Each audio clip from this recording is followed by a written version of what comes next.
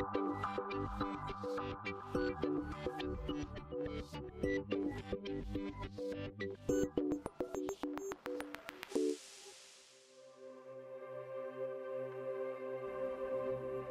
país com cerca de 12 milhões de desempregados. Medo, angústia e insegurança rondam as pessoas à procura de colocação profissional. Mas saiba que esses sintomas não são exclusivos de quem não tem trabalho. No ambiente laboral, tudo pode acontecer. Para muita gente, inclusive, é impossível não se estressar. Trabalhar é estressante, né? O próprio nome já diz trabalho. Não tem como a gente trabalhar e não se estressar. Mas acho que é melhor com ele do que sem ele, não é mesmo? Eu procuro não me estressar com o trabalho porque o estresse acaba gerando transtornos maiores, ainda mais no ramo que eu trabalho. Que é um ramo que as pessoas, inclusive, desenvolvem transtornos mentais, como depressão, entre outros. É muito difícil separar o estresse, a ansiedade e uma série de malefícios que isso traz. Não que o trabalho seja ruim, mas é que ele traz esses malefícios. Eu não conseguiria separar hoje o estresse do trabalho. Mas é bom que consigamos dosar essas emoções no trabalho. É que, se não tratados, sentimentos de exaustão, aumento do distanciamento mental e redução da eficácia profissional podem levar o trabalhador a desenvolver burnout. Não é à toa que a Organização Mundial da Saúde inseriu no ano passado a síndrome na classificação internacional de doenças, um mal associado exclusivamente a um fenômeno ocupacional. E é esse o tema do Repórter Justiça desta semana. Ao primeiro soar da sirene, lá estão eles apostos para atuar. Rapidez e agilidade são essenciais. O tempo aqui é precioso. Salvar vidas é a missão desse grupo.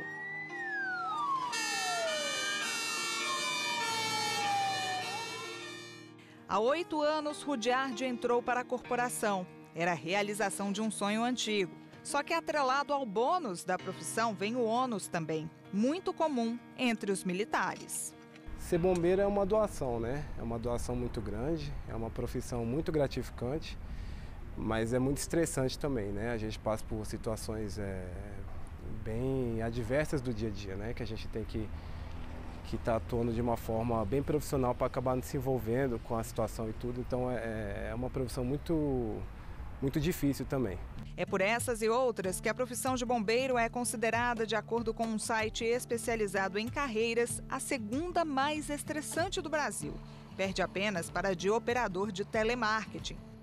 Outros cargos que deixam qualquer um de cabelo em pé são cirurgião, professor, piloto de avião, atendente telefônico para emergências, policial militar, bancário, gerente financeiro, controlador de tráfego aéreo e técnico de enfermagem.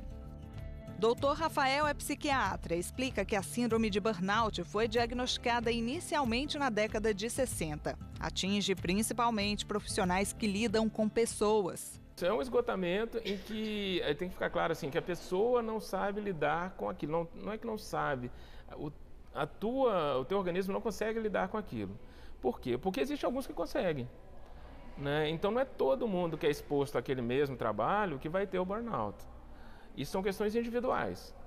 Né? Algumas pessoas têm dificuldade de lidar com essa demanda, com esse excesso de carga, com esse excesso de cobrança. Essa talvez seja a palavra. Quando você lida com pessoas, as outras pessoas estão só te cobrando. Esquecem que você também é uma pessoa que você já atendeu, ou já deu aula, ou já viu um monte de gente. Eles só querem olhar o seu lado. Então eles estão sempre te cobrando, te cobrando, te cobrando. Alguns lidam com isso de uma forma mais tranquila, outros não. E aí acabam tendo essa manifestação que seria o burnout. É sempre assim. Nas ruas eles trabalham em resgates. De dia, na chuva, à noite. Situações como essas vistas nas imagens não têm hora para acontecer. A adrenalina e a tensão começam bem antes da chegada ao local do acidente. Quando tem o brado, toda a situação fisiológica da pessoa é alterada. O coração dispara, a pessoa acelera, fica mais ativa, vamos dizer assim. E aí começa a se preocupar com o que vai encontrar na cena, que tipo de atividade vai poder discorrer ali. Quando volta para o quartel, aquela alimentação passou da hora, ele perdeu a fome, está desinteressado naquilo. e acaba que rola o dia e ele fica prejudicado também. É difícil você evitar o estresse quando você lida com sofrimento alheio e com perdas e com morte. Então, evitar o estresse acho que é difícil. Quando a gente está indo para uma ocorrência, a gente já tem um certo nível de estresse. Quando brada, já dá aquela... Você fica ansioso, né? Para ver o que você vai deparar. E quando chega no local, às vezes, o estresse é maior ainda do que a gente está esperando, né? Esses profissionais sofrem com a privação do sono e muitas vezes com a interrupção de atividades fisiológicas básicas, como ir ao banheiro ou mesmo se alimentar. E é tanto engajamento que às vezes o bombeiro, mesmo indo para casa, esquece que já terminou de trabalhar. Certa vez, por exemplo, o subtenente Sidemar voltou para casa e começou a conversar com a mulher. Ele estava tão cansado que cochilou. Uma viatura passou na rua com a sirene ligada. E aí você pode imaginar o que aconteceu na sequência, né? Levantei correndo da cama ali, minha esposa, o que foi e tal, preocupada comigo, eu tenho que ir para a ocorrência. Ela, que ocorrência? Você está em casa. Aí foi que ela me situou, eu voltei para a cama e fui tentar tranquilizar de novo, voltar ao estado em que eu me encontrava. Isso aí é uma vivência do estresse. Outro fator que pode causar o estresse de bombeiros é o excesso de cobrança. Entenda por isso cobrança familiar, da sociedade, da corporação, cobrança interna. Nessas horas, todo cuidado é pouco para que o profissional não se estresse e desencadeie uma síndrome de burnout. Às vezes a cobrança ela acaba extraindo do profissional algo que ele não deseja. Ele está buscando o melhor, mas ele acaba ficando sufocado naquela cobrança e acaba não executando da forma que seria necessário. Pode acontecer. O que é o mais comum? É aumento da ansiedade, irritabilidade. Aí você vai tratar esses sintomas. Uma questão muito associada é a insônia. O burnout normalmente leva os problemas do trabalho para a cama e aí não dorme direito. Então você vai ter que tratar essa insônia, porque se a insônia não for tratada, aí vai virando uma bola de neve. Porque a insônia por si só também aumenta a ansiedade, aumenta a irritabilidade, diminui o prejuízo, altera todo o organismo, a parte hormonal, imunológica, tudo isso vai atrapalhando. Então, uma coisa vai puxando a outra. O burnout pode ter várias manifestações clínicas, entendeu? Você não tem um tratamento padrão, porque a manifestação minha pode ser uma, a sua pode ser outra. Muitas vezes a pessoa tem, antes desses sintomas emocionais que a gente está falando, de irritabilidade, de nervosismo, de insônia, tem sintomas físicos. É aquela pessoa que aparece com a doença dermatológica, com uma síndrome inflamatória intestinal, né, a doença de Crohn, retocolite ulcerativa, qualquer uma doença inflamatória do tubo gastrointestinal. É muito comum associado a esse esgotamento. Então, às vezes você vai surgir com sintomas físicos até antes dos emocionais. E os sintomas físicos são mais evidentes, né? Se você está com uma psoríase, você vê na pele. Então, às vezes você procura um médico, não um psiquiatra, para tratar aquela questão antes dos sintomas emocionais em si. Os trabalhadores são resguardados caso apresentem problemas como esse. Se o afastamento laboral for indispensável e ultrapassar 15 dias, o funcionário entra de licença e passa a receber um auxílio-doença do INSS. Todo e qualquer tipo de afastamento, né, por uma incapacidade temporária, ela é segurada pelo seguro social, né, que é o chamado auxílio-doença. Né, que você fica em licença saúde, os primeiros 15 dias pela empresa, a partir do 16º dia pelo INSS vai começar a pagar. Se isso realmente acontecer, é preciso seguir um passo a passo. Você vai ter de procurar o INSS para fazer uma perícia e esta perícia vai atestar se você está incapacitado ou não para o trabalho. Essa incapacidade ela pode se dar de maneira provisória, né, por alguns meses, por alguns dias ou às vezes até anos, né, e ela pode também chegar até acarretar uma aposentadoria por invalidez. E foi ao perceber os primeiros sintomas que Fabrício viu que algo não ia bem. O ano era 2013, o então padre estava esgotado das atividades da paróquia. Sabia que a missão era ajudar os fiéis, mas se sentia paralisado. Passou por momentos de ansiedade e depressão. Descobriu que estava com síndrome de burnout. É uma angústia muito forte. Então, ela vem acompanhada de síndrome de pânico. No meu caso, veio acompanhada de síndrome de pânico. Não havia tantos elementos externos que, digamos assim, gerassem um grande estresse. Eram coisas internas mesmo, uma cobrança interna. Sendo que quando você tem uma cobrança interna muito forte, em tudo externo você vê uma cobrança. Era uma sensação horrível e que eu já não aguentava mais fazer certas coisas e eu tinha que continuar fazendo. E quanto mais eu fazia, mais isso vinha, e essa opressão, e essa angústia, essa ansiedade, sendo que eu era muito realizado com aquilo que eu fazia. Fabrício buscou ajuda, se sentia curado, mas em 2018 foi diagnosticado mais uma vez com a síndrome. Chegou à conclusão de que era hora de parar. O momento que eu tive o burnout foi o momento que a minha mente, que o meu corpo, que a minha vida disse para mim mesmo: Fabrício, para e começa a se enxergar. Para e vai entender as tuas dores. Fabrício se desligou das funções paroquiais e passou a se entender mais. Viveu momentos de autoconhecimento. Hoje é especialista em inteligência espiritual.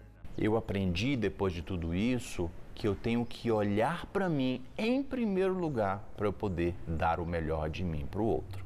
Por isso, cuidar do corpo e da mente é essencial. A gente tem que ter essa consciência, a gente tem que ter nossos momentos de descanso, de relaxamento, né? Isso é importante.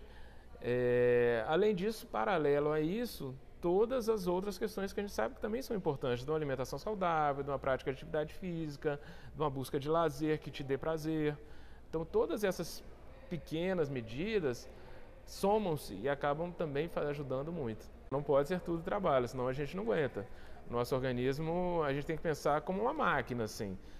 Um motor. Se você usa esse motor 100% do tempo na potência máxima, é lógico que esse motor vai ter um desgaste maior do que se você usar metade do tempo na potência média. Então, o organismo é a mesma coisa. Você não vai aguentar o tempo inteiro estar se exigindo ao máximo. Então, você vai dar problema mais cedo. O Repórter Justiça vai para um rápido intervalo e volta já. No próximo bloco, a repórter Fernanda Tavares mostra que tem empresas interessadas em garantir o bem-estar dos funcionários. Não saia daí.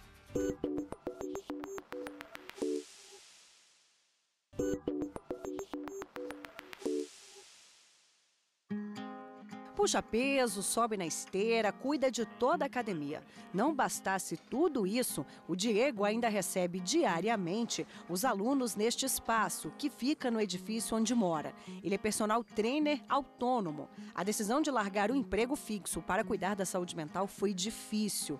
Mas antes, absolutamente tudo era motivo de estresse. O trânsito para chegar ao trabalho, então, nem se fala.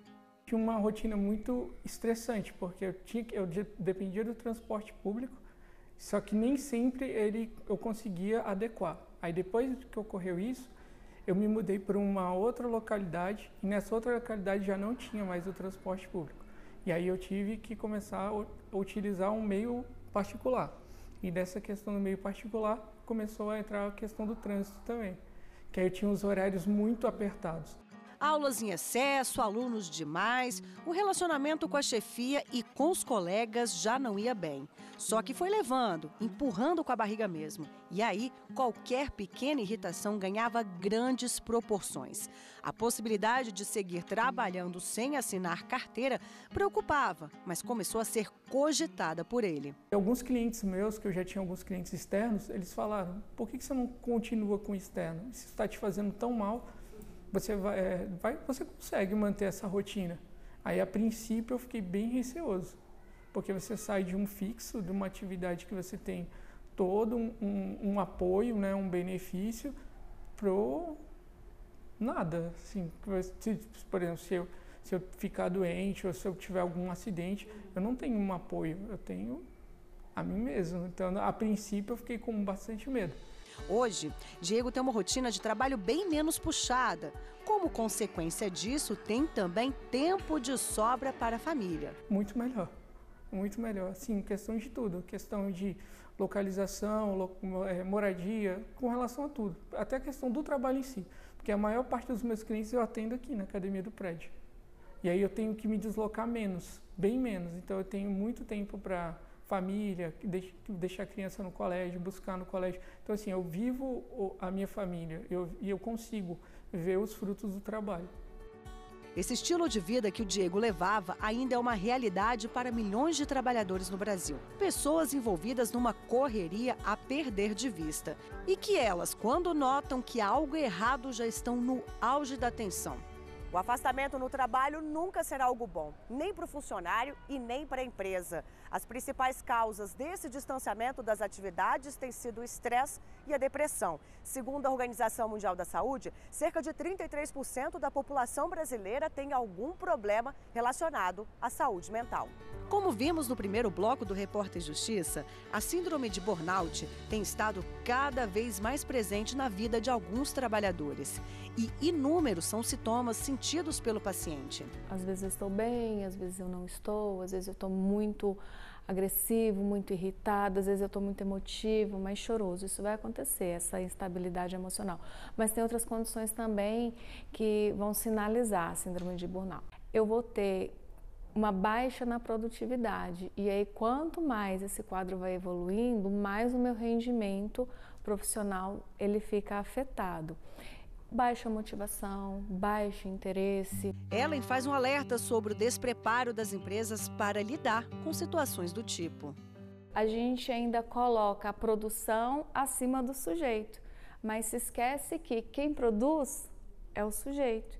Então, se eu quero elevar a minha produção, eu preciso pensar no sujeito que produz. E aí nós temos grandes empresas que já pensam isso, né? Na mídia isso está sendo divulgado o tempo todo.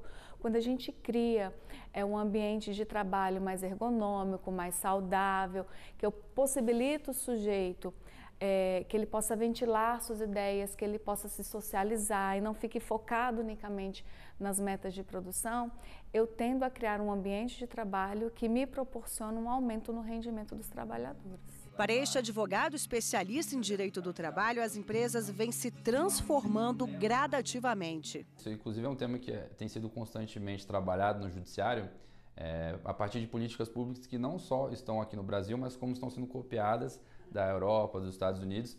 E acho que um exemplo que seria bem prático e fácil que a gente pudesse enxergar de uma multinacional, acho que é do conhecimento de todos da Google, né, que tem trabalhadores regrados sobre um regime que é semelhante ao que nós temos aqui no direito laboral no Brasil. E lá você vê não só as práticas descritas por você, como ginástica laboral, mas espaços direcionados, ou melhor, destinados aos trabalhadores que se sintam confortáveis de ali estarem. Então, não tem uma fiscalização em termos de jornada de trabalho semelhante à nossa, mas há um destino de determinada jornada em que o trabalhador se ausenta da sua mesa, do seu espaço de trabalho, e vai para um outro local onde ele tem uma mesa de sinuca, tem uma mesa de ping-pong, tem uma televisão para ele assistir o noticiário dele. Enfim, práticas que permitam a ele se sentir confortável naquele local em que ele está ali diariamente trabalhando.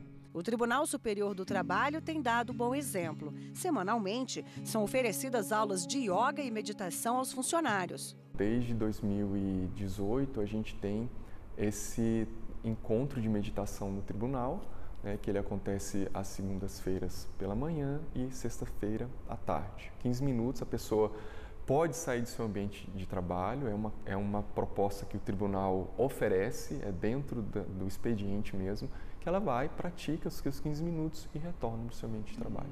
Quem participa aprova a iniciativa e sempre repete a dose de relaxamento. As pessoas, depois de um certo tempo de prática, elas começam a sentir que algo está melhorando dentro delas, né? Justamente essa capacidade de se conectar um pouco mais com essa onda de paz que está dentro da gente, né? Como o estresse é que faz surgir como se fosse uma nuvem que você não se lembra que existe isso. E a meditação vem para começar a mostrar que se você ficar um pouco em silêncio, não se envolver demais, não criar muito pensamento e emoção, você vai sintonizar novamente com essa harmonia interna. Aulas de ginástica laboral também são realizadas nos gabinetes do tribunal. O momento é ótimo para quem precisa dar uma pausa na rotina puxada de análise de processos judiciais. A gente tem metas, a gente trabalha em cima de metas. Então é algo que acaba sendo bastante estressante, porque você está sempre perseguindo a meta. Então, às vezes chega no final de semana, durante a semana você não rendeu tanto, porque às vezes pega um processo mais complexo. Então você tem sempre aquele fantasma ali te perseguindo. E é uma coisa que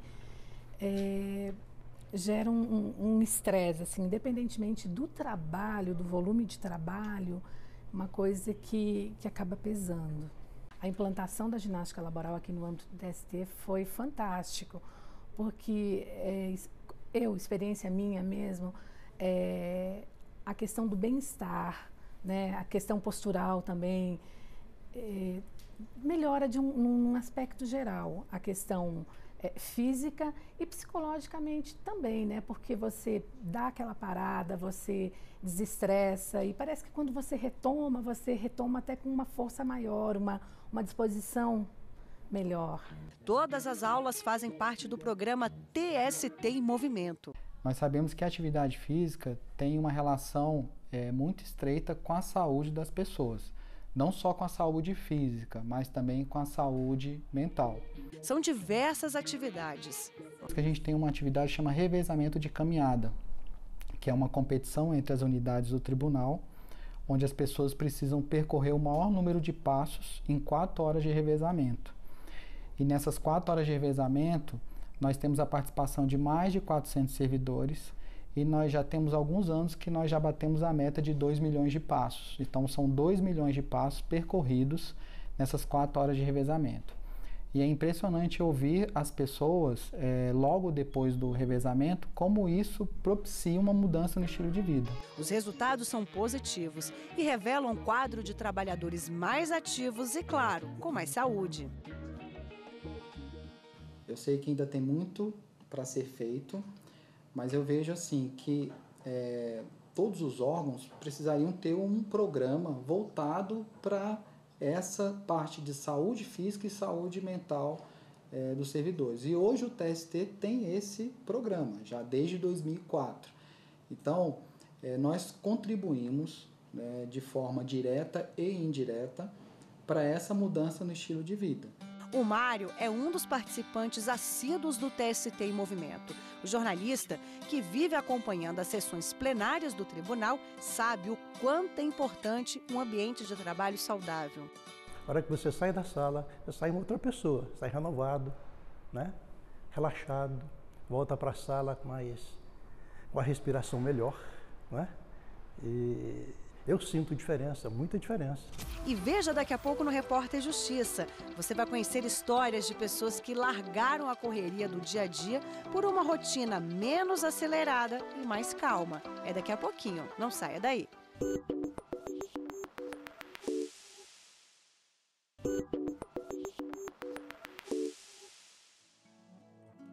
A mão quase desliza pela mesa. É com toda a calma e dedicação que a Daniela costura. O ateliê foi montado na própria casa. Um espaço livre de cobranças, horários. É bem aqui que a jovem se desconecta do mundo. Costurar sempre foi um hobby, um ponto de equilíbrio na vida da professora. Quando adolescente, ela pensava em trabalhar com moda, mas nunca recebeu apoio. Decidiu então estudar e se tornar professora. Eu trabalhava 40 horas em sala de aula como monitora, né? Atendendo crianças especiais dentro de turmas inclusivas. Então, era o dia todo, né? Dentro da sala, trabalhando com esse público que é muito frágil. Chegou um ponto em que ir para o trabalho se tornou um fardo muito pesado, né? Então, eu ia, né, já sempre com um pouco daquele desânimo por todo o trajeto, por tudo que ia enfrentar, e a volta chegou um ponto de adoecimento mesmo, assim, né, em que eu voltava chorando mesmo. Apesar de tudo que vivia, Daniela tinha dificuldades de reconhecer que as causas dos problemas de saúde estavam diretamente relacionadas ao trabalho desempenhado. Eu trazia muito para mim a responsabilidade de não estar satisfeita no meu local de trabalho. Então, assim, eu não conseguia compreender que poderiam existir outros fatores, né? Então, eu não admitia que aquilo não era bom para mim, que aquilo não estava legal, né? Você só quer fazer, você quer ir lá realizar o seu trabalho, fazer o que você precisa fazer e ponto final, né? Até que depois de muito processo terapêutico, eu cheguei num ponto em que eu pensei, eu preciso de um afastamento psiquiátrico, né? E a minha terapeuta concordou comigo. Depois de um longo tratamento, ela foi reintegrada à Secretaria de Educação. Passou a levar o ritmo mais tranquilo. O colégio agora fica perto de casa. A carga horária não é mais exaustiva. E a costura, mais do que nunca, passou a fazer parte da vida dela. Eu me sinto muito mais leve, eu acho que eu me sinto mais feliz, muito mais criativa, inclusive para enxergar o mundo de outras formas, né? Há uns anos atrás isso para mim era inimaginável, assim, você interromper o trabalho para, de repente, investir numa outra profissão, que é uma profissão que não é tão reconhecida, assim, né? Mas que me deixa muito plena. Então, para mim tá maravilhoso. Faria tudo de novo. Uma crise de estresse e ansiedade mexeu com professores da rede pública do DF anos atrás. Só no ano passado, por exemplo, houve quase 57 mil dispensas por questões de saúde. Pensando em mudar essas estatísticas alarmantes, um programa da Secretaria oferece oficinas diversas. Foi criado para que profissionais possam praticar esportes ou aprender idiomas fora do horário do serviço. A ideia é mostrar aos professores que eles são importantes e também precisam de cuidados e atenção. Nós, em 2017 e 2018, realizamos uma pesquisa com os professores e servidores da Secretaria de Estado de Educação e detectamos que um dos maiores motivos do adoecimento eram as doenças psicossomáticas, doenças mentais, né? Então, como ansiedade, depressão, estresse. Com isso, nós realizamos um grupo de trabalho onde nós elencamos algumas ações que eram necessárias que a Secretaria de Educação fizesse na prevenção ao adoecimento e na promoção da qualidade de vida e bem-estar. Aqui nós proporcionamos aulas de voleibol, condicionamento, dança.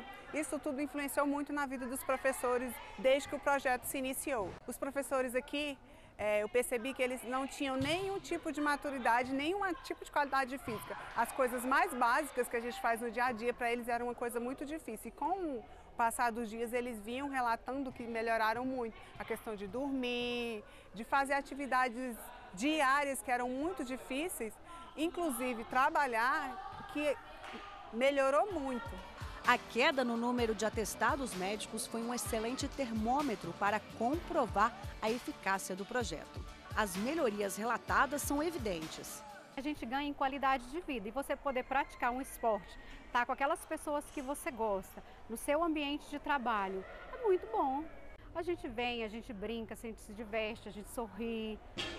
E a gente tem toda a oportunidade, além de tudo, sim, o projeto está aí e a gente tem que aproveitar as oportunidades. Às vezes você fala assim, eu vou para casa, eu vou para academia, e você fica enrolando e não vai. Aqui você tem seus colegas de trabalho, a gente já se divertiu praticamente o dia inteiro, porque eu acho que assim, o trabalho, além de tudo, a gente tem que estar feliz onde é que a gente está.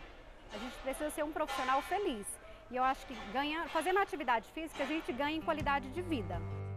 A Alane, que você vai conhecer agora no Repórter Justiça, tem uma história bem parecida. Arquiteta por formação, quis fugir da rotina estressante. Foi trabalhar em uma loja num shopping da capital. E pensa que a experiência foi boa? Nada disso. Comecei a me sentir muito mal por estar naquele local que eu não queria desde sempre. Eu entrei lá para ficar uns 4 meses só.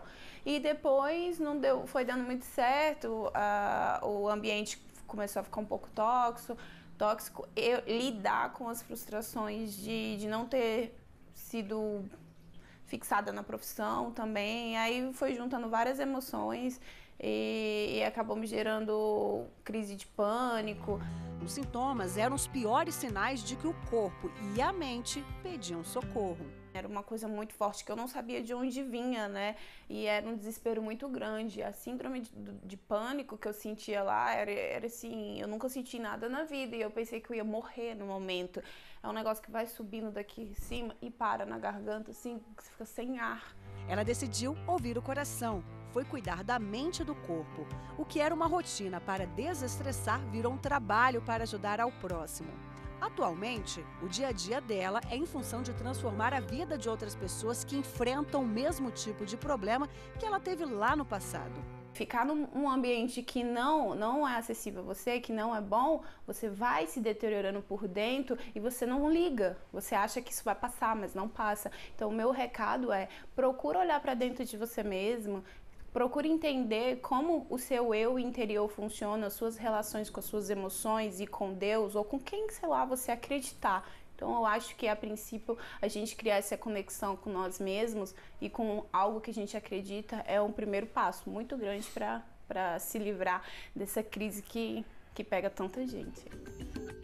O Repórter Justiça de hoje fica por aqui. Você pode rever este e outros programas no nosso canal no YouTube, TV Justiça Oficial. Acesse também o nosso site, tvjustiça.jus.br. Quer enviar uma sugestão de reportagem? Manda aí a sua dica. É no reporterjustiça@stf.jus.br. Obrigada pela sua companhia e até mais.